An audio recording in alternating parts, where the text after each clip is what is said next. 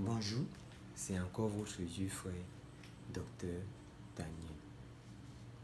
Le but de cette vidéo est de vous parler de l'étude d'une fonction. Ce thème va être divisé en parties, d'où la première partie est la généralité d'une fonction. Dans cette généralité d'une fonction,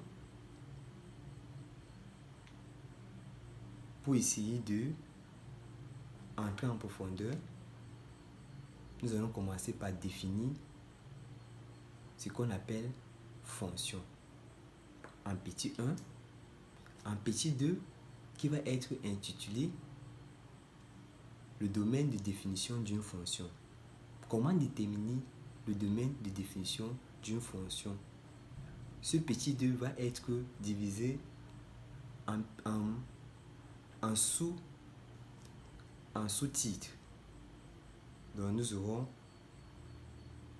dans le petit 2, nous aurons le petit a qui va être intitulé fonction polynôme. Lorsque on a une fonction polynôme, comment déterminer son domaine de définition? Ensuite, en petit b, on va parler de fonction rationnelle. Comment déterminer le domaine de définition d'une fonction rationnelle?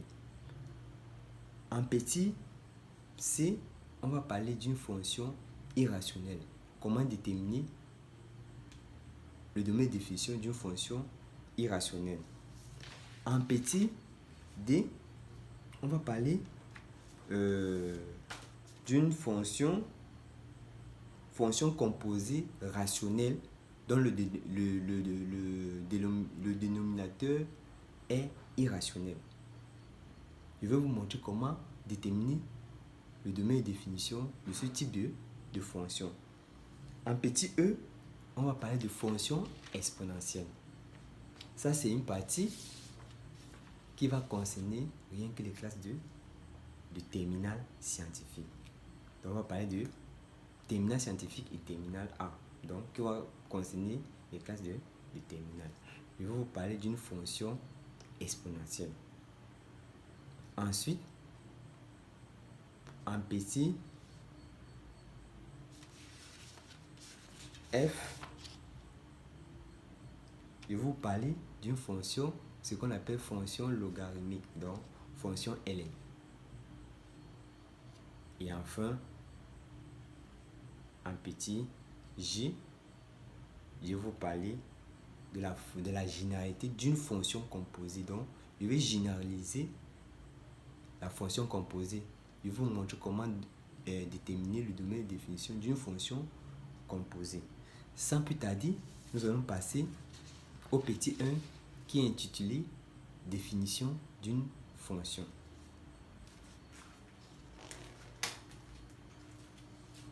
Nous allons commencer par la définition. Une fonction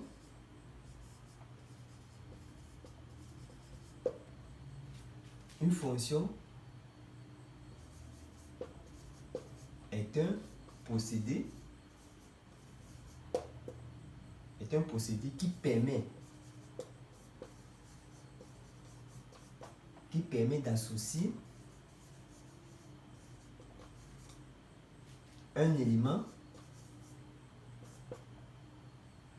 de l'ensemble de départ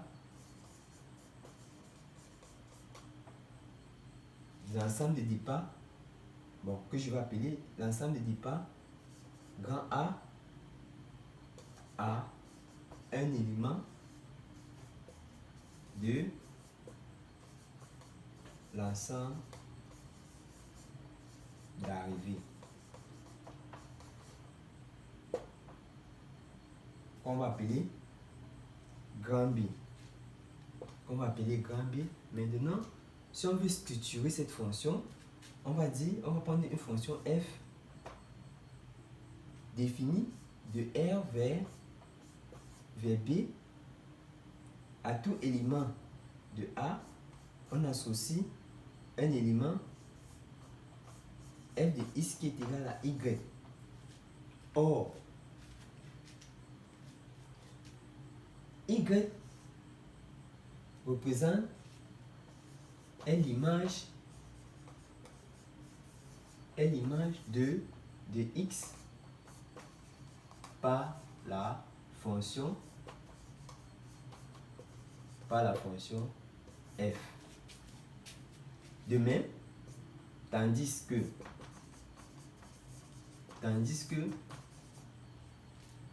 x est l'antécédent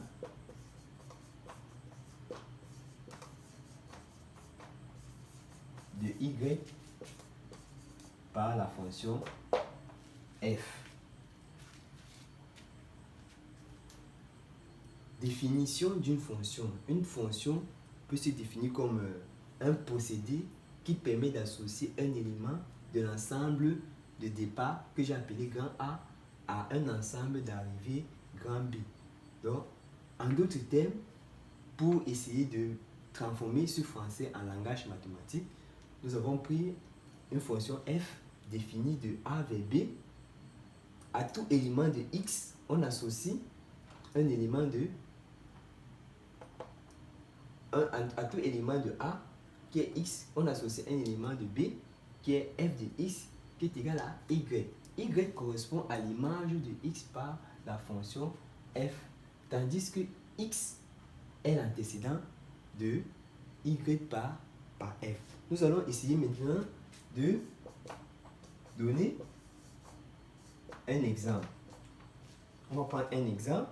Nous avons une fonction f définie de R vers R. À x, on associe f de x est égal à x au carré moins 2x moins 15. Moins 2x moins 15. Ici,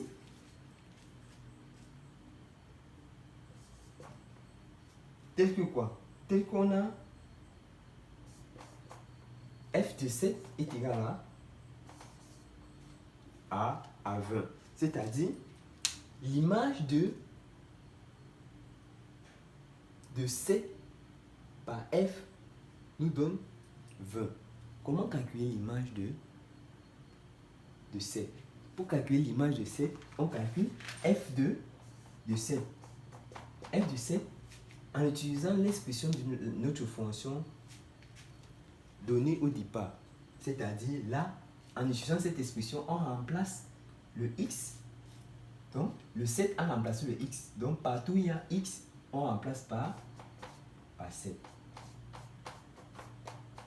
Et vous allez constater que après calcul, nous aurons 20. D'où l'image de 7 par la fonction f correspond à 20. Et 20 est l'image de 7 par la fonction f. Et 7 est l'antécédent de 20 par la fonction f. Nous passons maintenant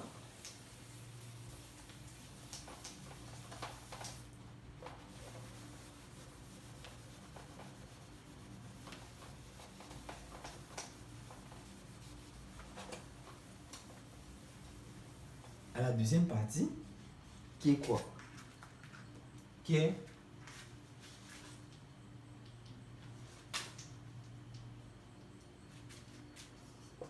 le domaine de définition d'une fonction. Le domaine de définition d'une fonction. Dans cette partie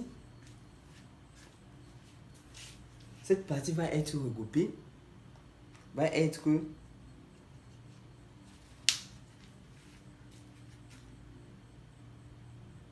sous-titrée, donc en plusieurs sous-titres.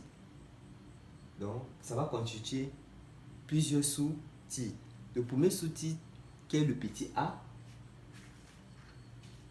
on va d'abord chercher à donner la définition de du domaine de définition d'une fonction.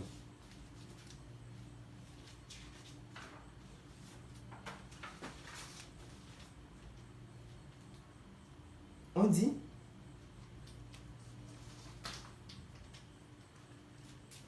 on appelle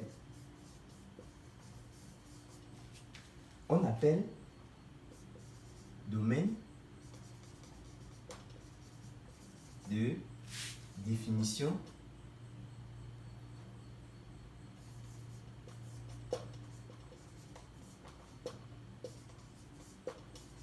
d'une fonction l'ensemble des valeurs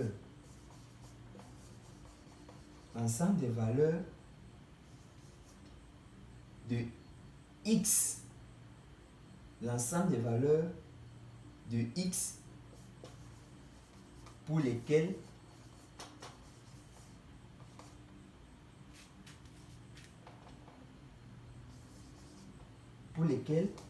on peut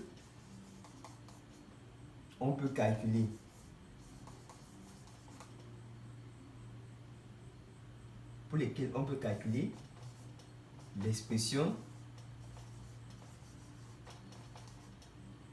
de f de x est égal à y. On appelle domaine de définition l'ensemble des valeurs de x pour lesquelles on peut calculer l'expression de f de x est égal à y.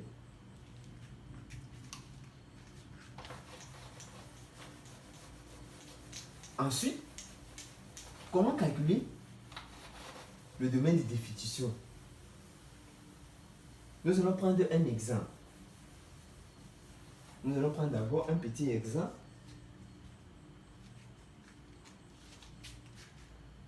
Cet exemple va entrer dans le petit a. Quand on va parler de fonction polynôme. Petit a, fonction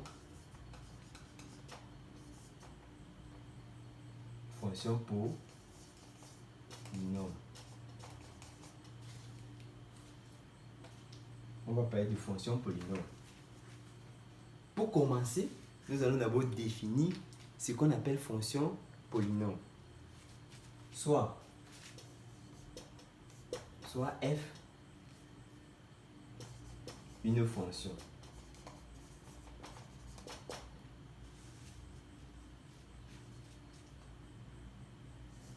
On appelle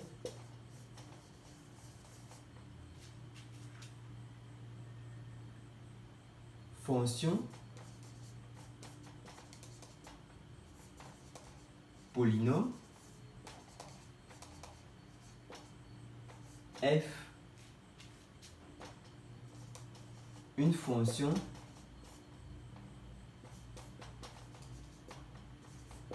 qui a pour expression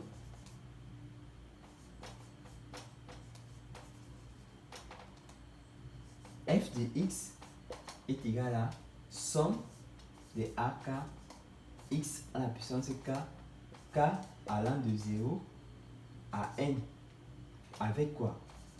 A indice k appartenant au nombre réel et k appartient à n. Dans ce cas, ça c'est la formule généralisée d'une fonction polynôme. Maintenant, comment déterminer le domaine de définition d'une fonction polynôme? Sachez bien, annotez bien, que toute fonction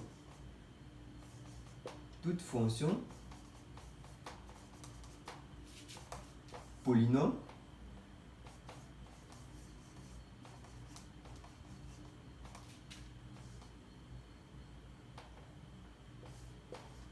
ont pour domaine de définition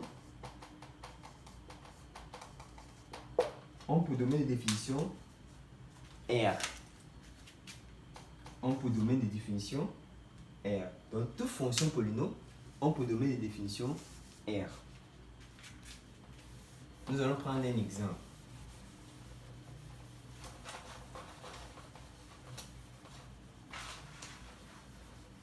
Exemple.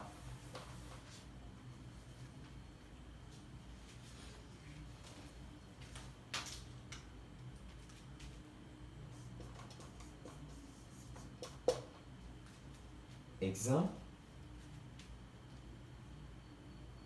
Nous avons la fonction f de x est égal à x au carré moins 1.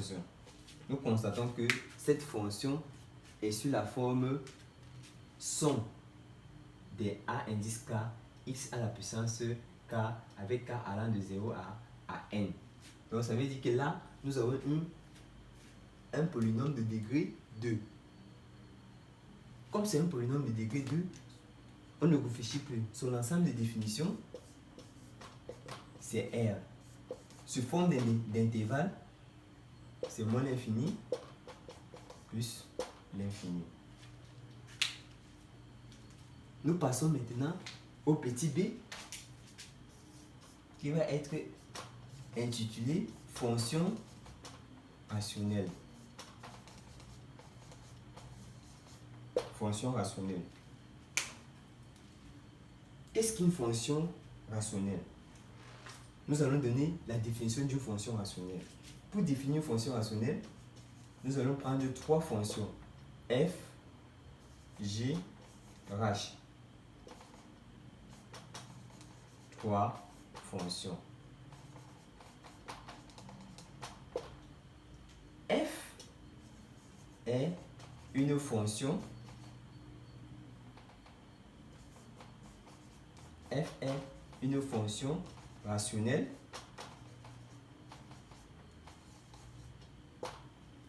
si et seulement si f est une fonction rationnelle si et seulement si f est sur la forme g de x sur h de x avec g et h des polynômes, donc des fonctions polynômes. Dans ce cas, on dit que g de x est une fonction rationnelle lorsque le numérateur est un polynôme et le dénominateur est un polynôme. On parle de fonction rationnelle. Maintenant, comment déterminer le domaine de définition d'une fonction rationnelle? Comment déterminer le domaine de définition d'une fonction rationnelle?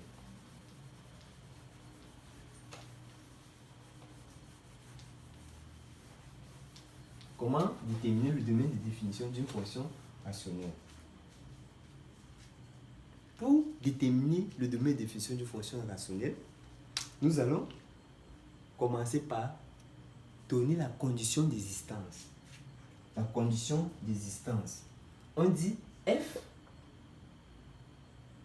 existe si et seulement si le dénominateur est différent de 0. F de x est différent de 0. Si f de x est différent de 0, ça veut dire que quoi? Ça veut dire que le domaine de définition de f, c'est tout ensemble qui vérifie l'expression f de x différent de 0. On va prendre un exemple pour illustrer. F de x est égal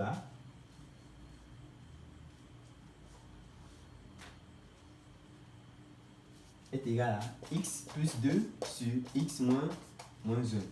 Nous constatons que quoi? Est-ce que c'est une fonction rationnelle? On constate que le numérateur est un polynôme et le dénominateur est un polynôme. Là, nous avons une fonction rationnelle. Ça, c'est le petit 1. Exemple 1. Nous avons une fonction rationnelle. Pour que cette fonction f de x existe si et seulement si la fonction qui est au dénominateur est différent de 0, x moins 1 différent de 0, ça implique que x est différent de, en faisant traverser moins 1 de l'autre côté, ça va changer de signe, on va voir 1. Donc x va être différent de 1. Ça veut dire que x appartient à l'intervalle, x appartient à R privé de 1. Donc, pour que cette fonction existe, il faudrait que x ne prenne pas les valeurs, la valeur 1. Donc, ça doit être différent de 1. C'est justement pour ça que x appartient à R privé de 1. D de f est égal à R privé de 1. Sous forme d'intervalle, c'est moins l'infini, 1 union 1 plus l'infini.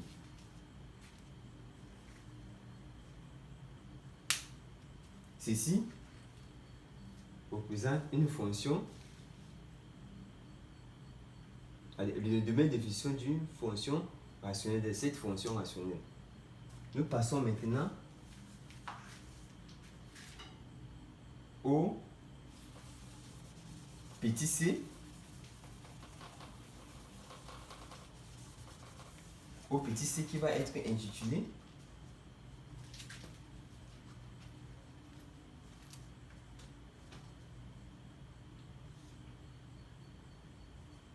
fonction irrationnelle.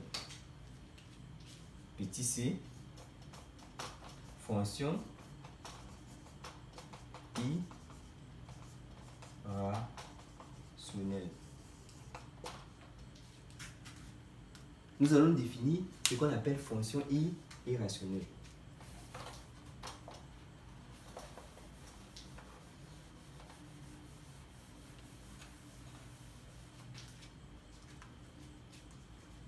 On va dire,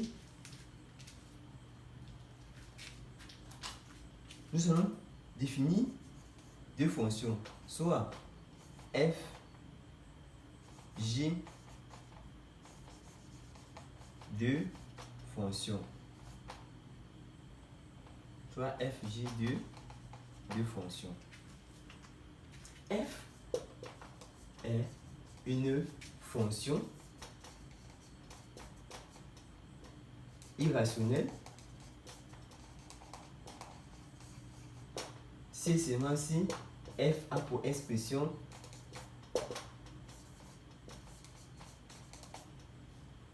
avec f2 de x inférieur ou égal à 0. Parce que si cette fonction est négative, ça veut dire que cette fonction ne va pas exister parce que la racine carrée d'un nombre négatif n'existe pas. C'est justement pour ça qu'on doit avoir cette condition. Et cette condition représente notre condition d'existence pour que cette fonction existe. En utilisant cette expression, comment déterminer son domaine de définition?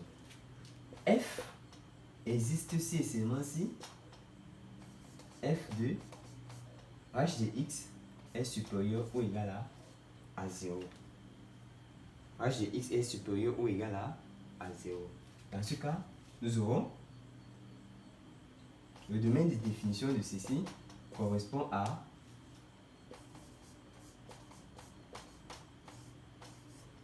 tout élément qui vérifie cette expression. On va déterminer l'image, l'intervalle de l'antécédent. Et cet intervalle de cet antécédent va correspondre au domaine de définition de f. Nous allons passer à un exemple.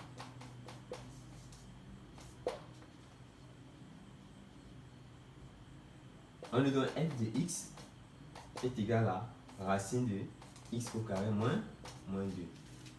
Pour que f existe, c'est seulement si x au carré moins 2 est supérieur ou égal à 0. Nous constatons bien que ceci implique que en factorisant, ceci est sur la forme a carré moins b carré, ça va faire x moins racine de 2 facteur de x plus racine de 2. Ceci va nous permettre d'étudier le signe de cette fonction. On va étudier le signe de cette fonction.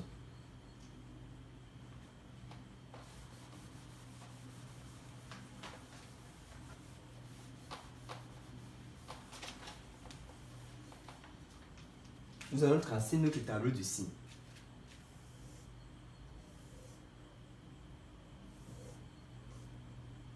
X carré moins 2 moins l'infini plus l'infini.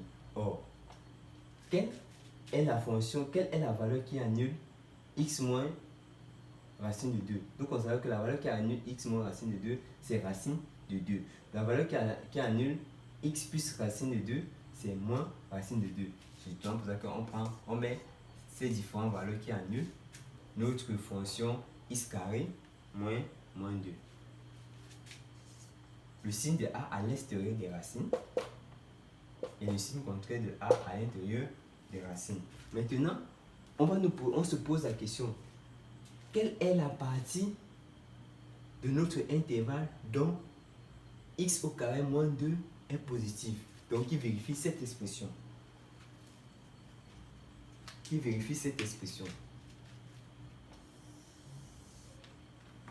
Nous constatons bien que nous avons partie positive là et nous avons la partie positive là. Ça veut dire notre domaine de définition est dans cette partie. On projette cette partie sur l'axe des x. On constate que c'est moins l'infini moins racine de 2.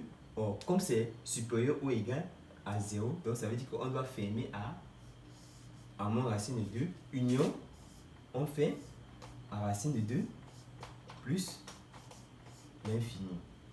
Ceci correspond au domaine de définition de notre fonction irrationnelle.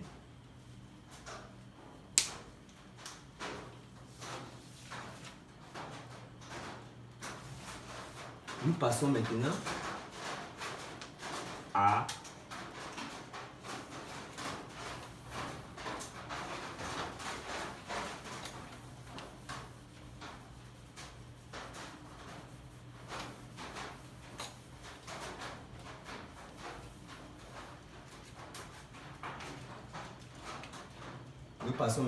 au petit d qui va être intitulé au petit d qui est le cas petit d qui est fonction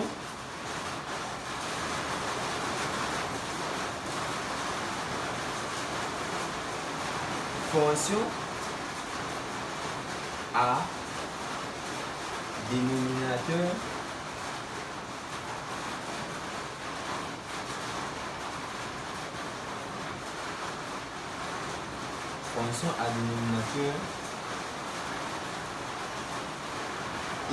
irrationnelle. Fonction à dénominateur irrationnel. Nous allons définir cette fonction. Nous allons prendre trois fonctions, soit f, g, h, 3 fonctions. F est une fonction à dénominateur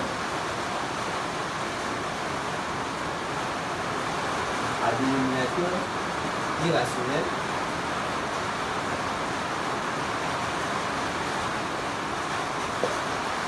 est une fonction à dénominateur irrationnel si et seulement si f de x est sous la forme g de x racine de h de x avec fg une fonction polynôme avec g un polynôme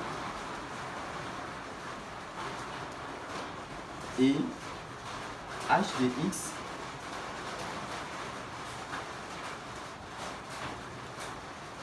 une fonction qui vérifie la condition supérieure ou égale à 0, une fonction qui est positive, pour une fonction positive.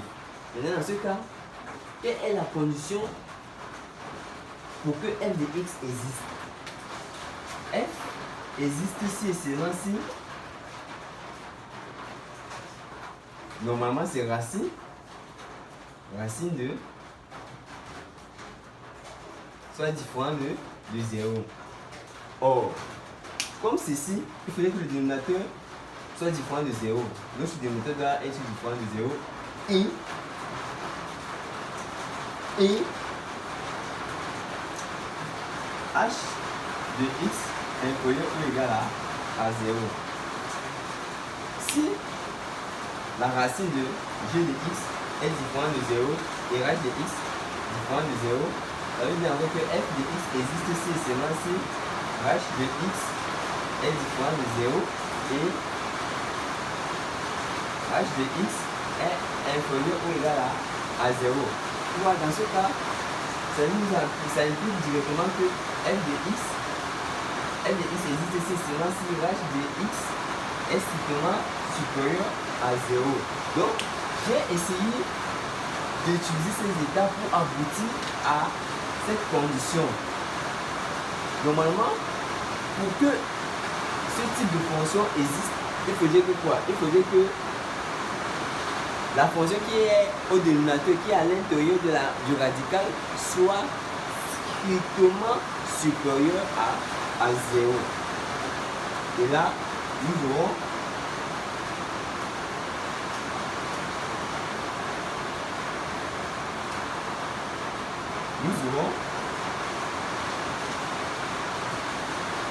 la définition de f, c'est tout élément qui vérifie cette condition. Tout élément qui vérifie cette condition. C'est l'ensemble des antécédents de x. Donc on va chercher l'ensemble des antécédents où x appartient. Nous allons essayer d'illustrer cette définition avec un exemple.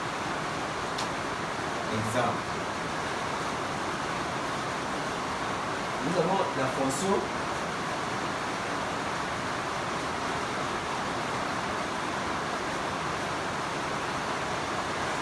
nous allons prendre la fonction f de x est égal à x moins 1 sur racine de x au carré moins 2. C'est racine de x au carré moins 2. Pour que cette fonction existe, qu'est-ce qu'il faut? F existe ici et seulement si la fonction qui est au dénominateur, qui est à l'intérieur du radical, soit strictement supérieur à 0. Or, ceci va nous permettre d'écrire en factorisant, nous aurons ceci. Maintenant, on va étudier le signe de cette fonction et on va prendre les intervalles qui vérifient cette condition.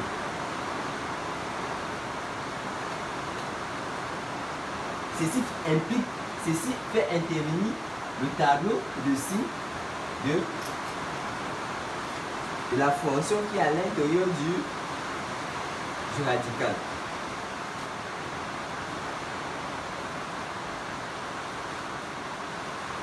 X au carré moins 2 moins l'infini plus l'infini. On constate que notre polynôme s'annule en moins racine de 2 et racine de 2. 0, ça s'annule là.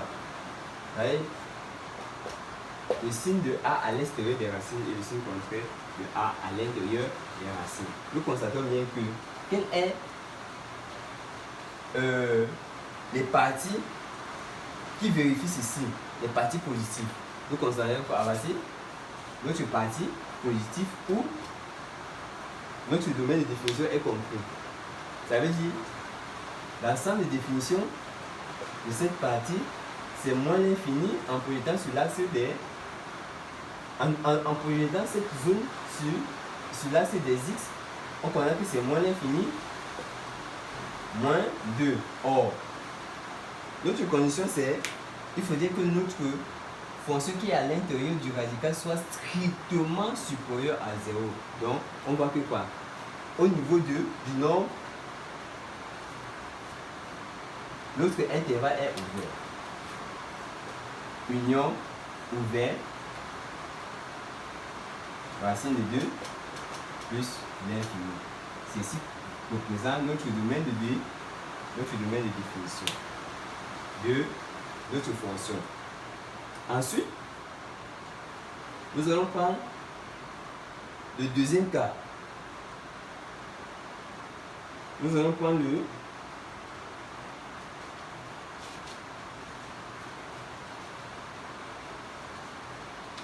donc, on va passer directement, on va passer au petit e. Au petit e qui est intitulé fonction exponentielle. Petit e, fonction exponentielle. Cette partie, c'est une partie réservée rien qu'aux classes de terminale.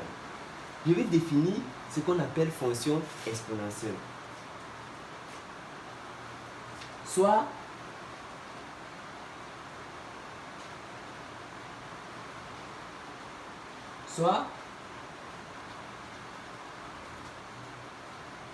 f et u, deux fonctions.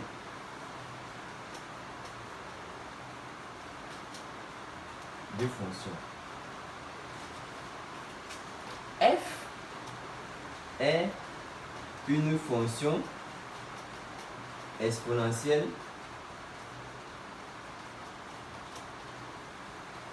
si et seulement si f de x est sous la forme exponentielle de u de x,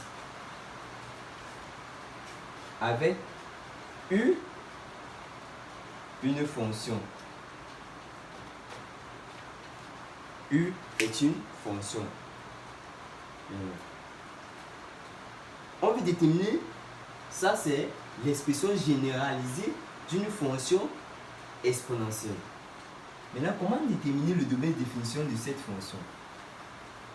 On va dire que le domaine de définition, le domaine de définition de f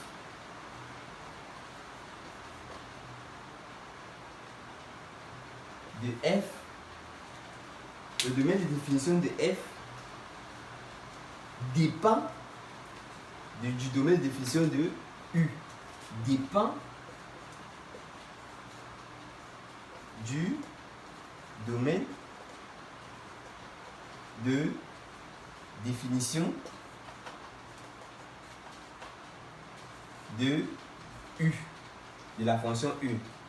C'est-à-dire, le domaine de définition de f est égal au domaine de définition de u.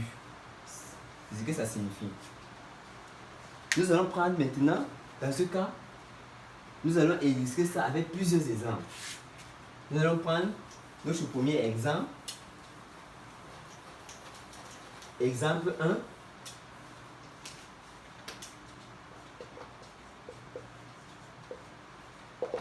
F de x est égal à exponentielle de x. Nous voyons bien que notre fonction u,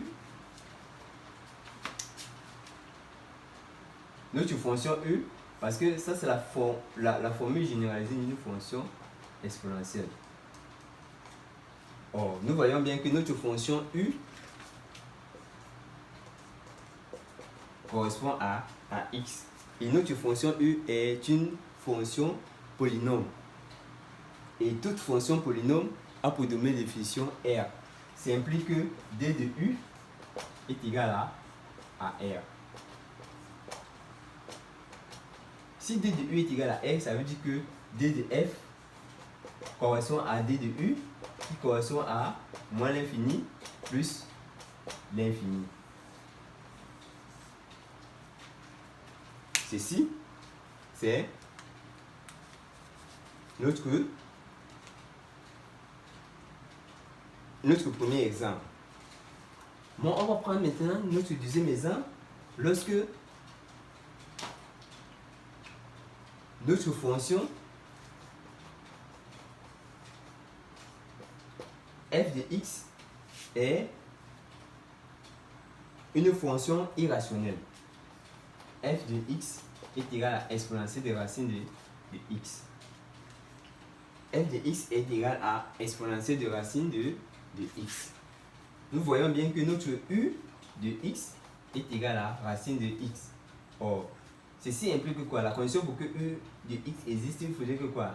Il faudrait que x soit supérieur ou égal à 0. Si x est supérieur ou égal à 0, ça implique que quoi? Ça implique que d de u est égal à fermé à 0 plus l'infini. Donc le domaine de définition de f va correspondre au domaine de définition de u qui est égal à fermé à 0 plus l'infini. Ceci c'est notre premier cas, notre deuxième exemple. On va passer maintenant au troisième exemple. Lorsque notre fonction est une fonction rationnelle. Notre u est une fonction rationnelle.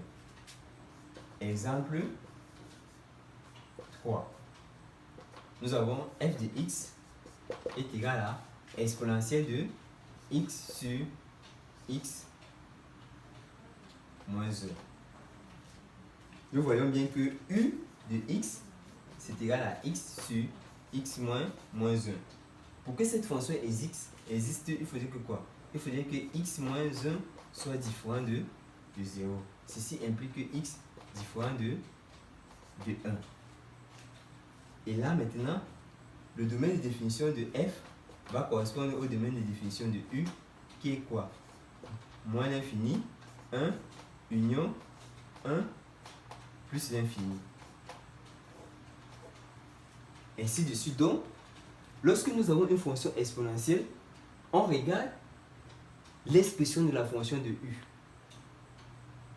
Et vous allez constater que quoi? Le domaine de définition de cette fonction va va être égal au domaine de définition de notre fonction de u. C'est ce que vous devez mettre en mémoire. Nous continuons avec notre exposé. Nous allons prendre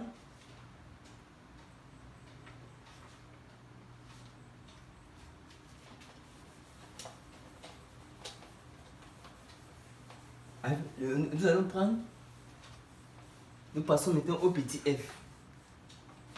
Autant pour moi, au petit f. Le petit f, c'est fonction logarithmique. Fonction logarithmique. Une fonction logarithmique. Nous allons donner la définition d'une fonction logarithmique, soit f et u de fonctions. F est une fonction logarithmique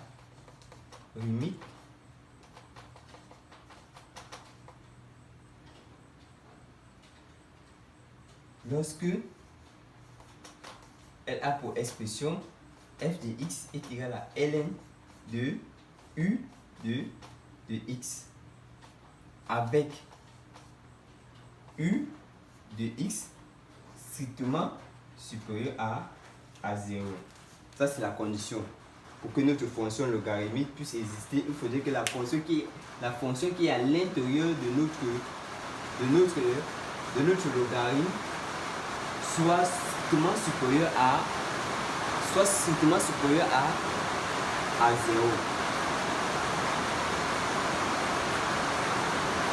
Dans ce cas, nous continuons. Nous allons constater quoi? Nous allons constater que notre fonction, notre domaine de définition, c'est tout élément qui vérifie cette condition. Et nous allons chercher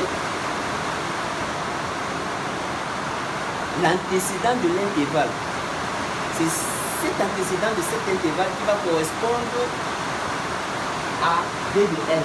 Nous allons chercher l'antécédent de cet intervalle qui vérifie cette condition. Et cet antécédent va correspondre au domaine de définition de notre fonction F. Nous allons illustrer cette pensée à travers un exemple. Exemple 1. Nous allons f de x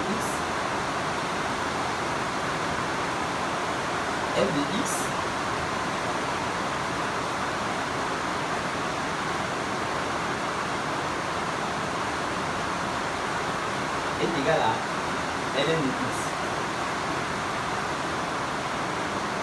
La condition f de x existe si et seulement si x vérifie ceci, parce que u correspond à x. Donc, pour que f de x existe, il faudrait que quoi? Il faudrait que x soit strictement supérieur à 0. Parce que quoi? Parce que dans ce cas-ci, en utilisant cette expression, nous considérons qu'on a remplacé u de x par x. Et si on a remplacé u de x par x, on remplace u de x au niveau d'ici là par x, on considère que x est strictement supérieur à 0. Donc, pour que f de x existe, il faudrait que x soit strictement supérieur à 0. Et ensuite, ceci nous permet de donner le domaine de définition qui est l'antécédent de notre intervalle. 0 plus l'infini. Donc, d de f c'est égal à 0 plus l'infini. Nous passons à l'exemple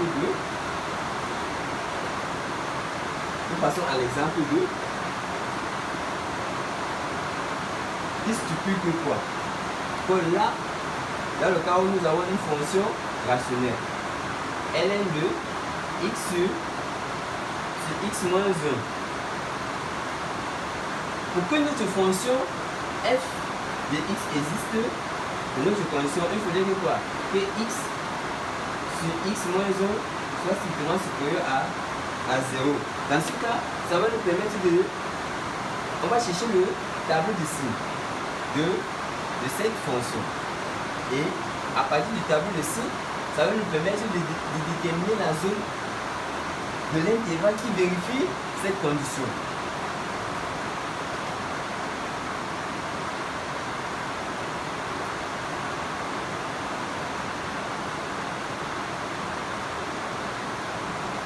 La première chose,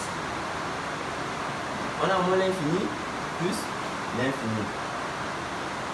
Nous allons prendre la fonction qui est au numérateur, on va donner x, et on va prendre la fonction qui est au dénominateur, on va x moins 1. Et là, on va prendre le rapport des deux fonctions pour avoir la fonction rationnelle. Maintenant, x s'annule où? On va que x là s'annule à la valeur 0. Et x moins 1 s'annule où? Ça s'annule à la valeur, lorsque x prend la valeur 1, on considère que ça s'annule.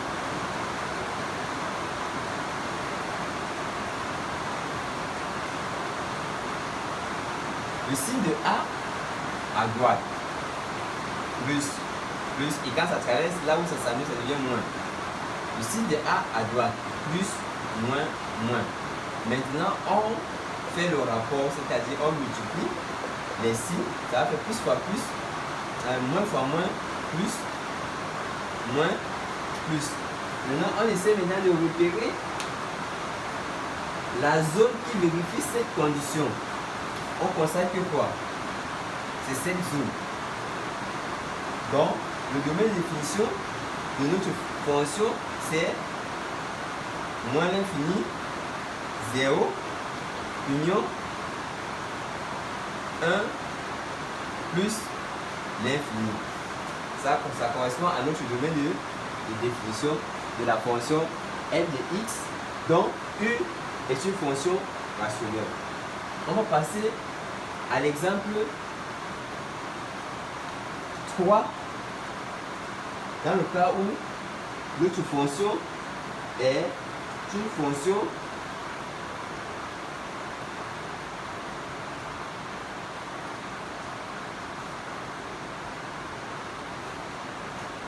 est une fonction irrationnelle.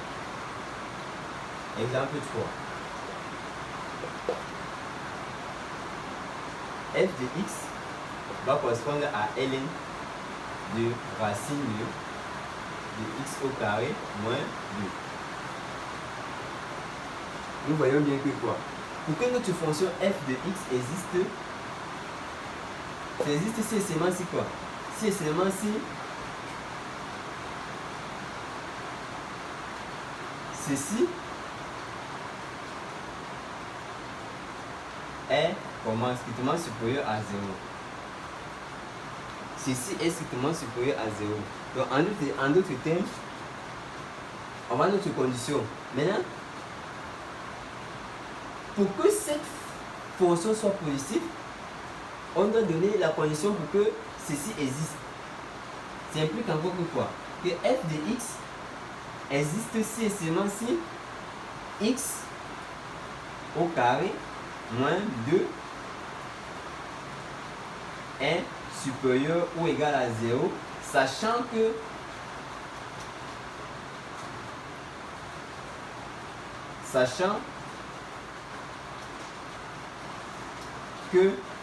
racine de x au carré moins 2 est strictement supérieur à 0. Ceci nous amène à étudier le signe. On va étudier le signe de ceci.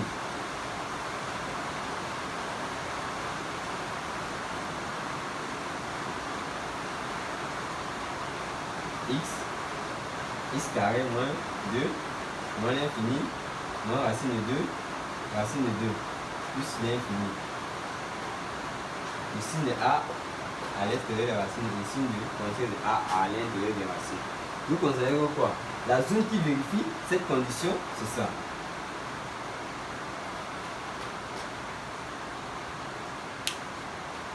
Et ceci peut encore s'écrire quoi? En élevant ceci au carré. Or, comme c'est positif, en élevant ceci au carré, ça va faire x au carré moins 2 est strictement supérieur à 0. Donc, les deux conditions-ci impliquent à ceci. Dans ce domaine de définition, on a assuré la partie qui vérifie cette condition. Donc, en projetant celui-là, c'est des x. On constate que quoi? Notre domaine de définition, c'est moins l'infini, moins 2, ouvert, par c'est strict, union, racine de 2, plus l'infini. Notre domaine de définition de f de x, c'est moins l'infini, moins racine de 2, union, ouvert à racine de 2 plus l'infini.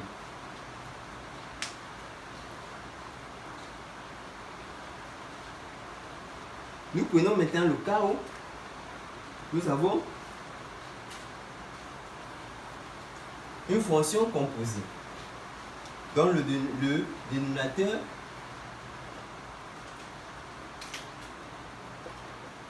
est une fonction irrationnelle. F de x est égal à ln de x moins 1 sur racine de x. Pour que f de x existe si et seulement si x moins 1 sur racine de x est strictement supérieur à 0. Strictement supérieur à 0. En faisant maintenant le tableau de ci, on va passer au tableau ici.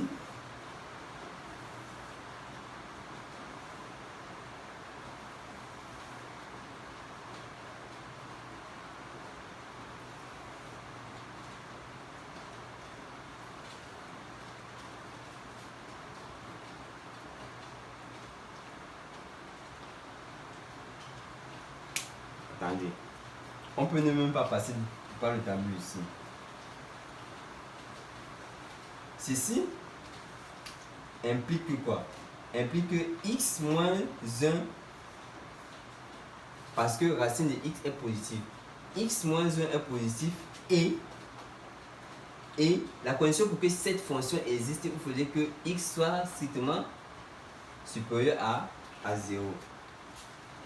Dans ce cas, ça implique que quoi? Ça implique que x est strictement supérieur à 1 et x est strictement supérieur à 0. Maintenant, ça implique que quoi? X appartient à l'intervalle ouvert à 1 plus l'infini et x appartient à l'intervalle ouvert à 0 plus l'infini. Ensuite, on passe directement à l'intersection. Ça veut dire que notre f de x correspond à moins 1 plus l'infini inter 0 plus l'infini. Or, comment déterminer la solution finale de ceci? Nous allons utiliser un tableau. Nous allons placer notre valeur 0, ensuite 1. On va assurer. On commence de 1 à plus l'infini. On a de 1 à plus l'infini et ensuite de 0 à plus l'infini. Nous voyons bien qu'on va prendre la partie où les hachures se coupent. Nous constatons que la partie où les hachures se coupent, c'est ceci. Ça veut dire que d de f, c'est égal à 1 plus. Ça veut dire qu'on va prendre l'intervalle restreint. L'intervalle, lorsque on cherche l'intersection de deux intervalles, on prend le petit intervalle. Donc on essaie de comparer les deux intervalles. En se posant la question, quel est l'intervalle qui est contenu dans l'autre? Nous constatons que 1 plus 1, c'est de 1 à plus infini. 1 à plus infini est contenu dans 0 à plus infini. C'est souvent pour ça qu'on prend le plus petit intervalle, qui est 1 plus l'infini, parce que c'est contenu dans 0 plus l'infini.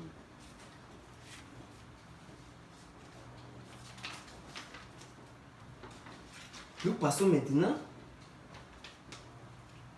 à le dernier sous-titre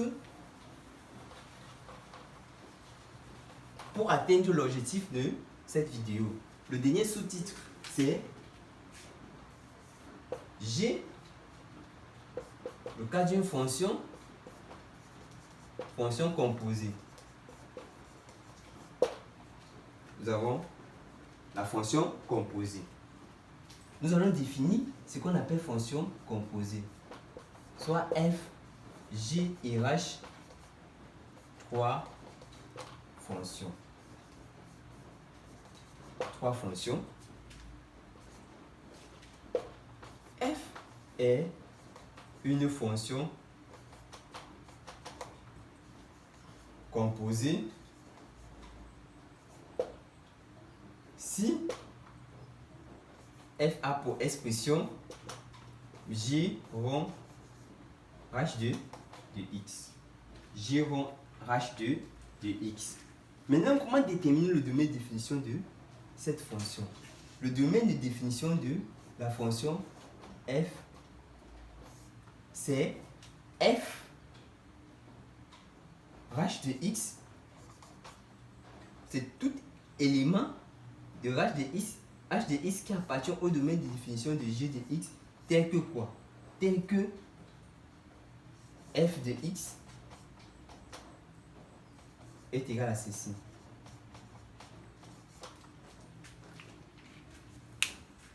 Pour déterminer le domaine de définition, on va essayer de déterminer quel est l'antécédent de h de telle sorte que son image appartient au domaine de définition de G. Pour illustrer cette définition, nous allons prendre un exemple.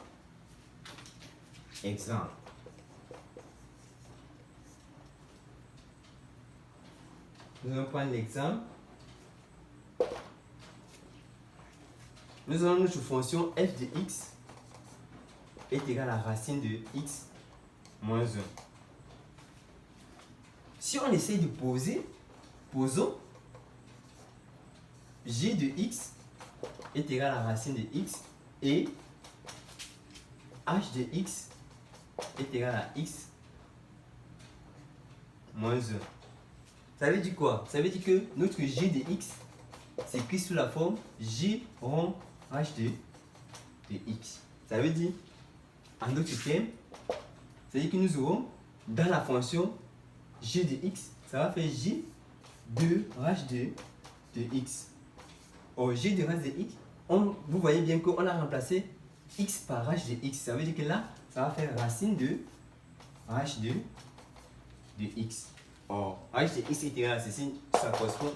Ceci fait en sorte qu'en remplaçant h de x par sa valeur, nous revenons directement à f de x est égal à racine de x moins 1. Maintenant, comment déterminer le domaine de définition de cette fonction composée? F existe si et seulement si, quoi? Si et seulement si g de x, h de x appartient au domaine de définition de g de x. Or, le domaine de définition de g de x, c'est quoi? C'est la condition pour que g de x existe.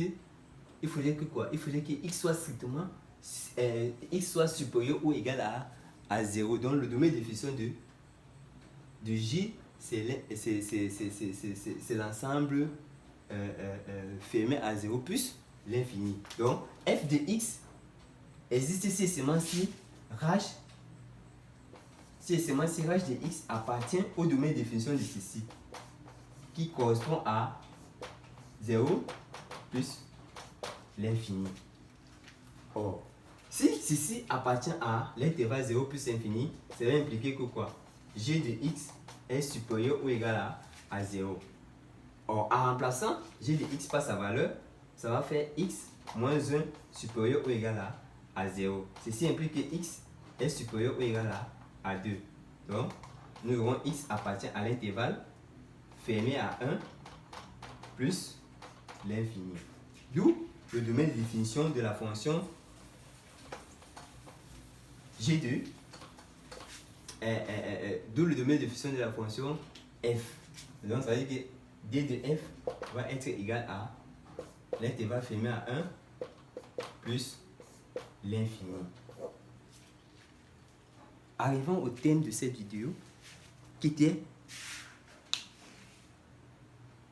étude de fonctions. Partie A, la généralité sur les fonctions. Sur cette généralité de fonctions qui est notre partie A, nous allons deux grands thèmes. Premier thème, on a défini la fonction. Qu'est-ce qu'une fonction? Et le deuxième thème, on a donné la définition d'une fonction. On a donné la définition du domaine de définition d'une fonction. Et dans le deuxième titre, on a vu que ce deuxième titre était constitué de plusieurs sous-titres. Donc, le premier sous-titre était la fonction polynôme. On a donné la définition de la fonction polynôme. On a montré comment déterminer le domaine de définition d'une fonction polynôme en disant toute fonction polynôme a pour domaine de définition R. Et on a donné l'exemple. Nous sommes passés maintenant au petit b qui était la fonction rationnelle qu'on a définie, on a donné l'exemple. Au petit c qui était la fonction irrationnelle qu'on a définie, on a donné les exemples. Le petit d qui était une fonction dont le dénominateur est une fonction irrationnelle qu'on a définie et qu'on a donné un exemple. Ensuite, nous sommes passés à une fonction exponentielle. On a défini la fonction exponentielle. On a donné les exemples en utilisant plusieurs exemples de plusieurs cas. Nous sommes passés maintenant à la fonction logarithmique qu'on a définie et qu'on a donné les exemples en plusieurs cas. Et enfin, nous avons parlé de la fonction composée qu'on a définie et qu'on a donné l'exemple. Si vous avez aimé cette vidéo, je vous prie de vous abonner, de la liker et de la partager afin que d'autres personnes ne puissent pas rater d'autres vidéos qui seront plus intuitives. Tout ce que je vous demande, c'est de m'écrire en commentaire afin de faciliter d'autres vidéos, de d'autres cours, de d'autres chapitres que d'autres personnes ne comprennent pas. Sur ce, bye bye.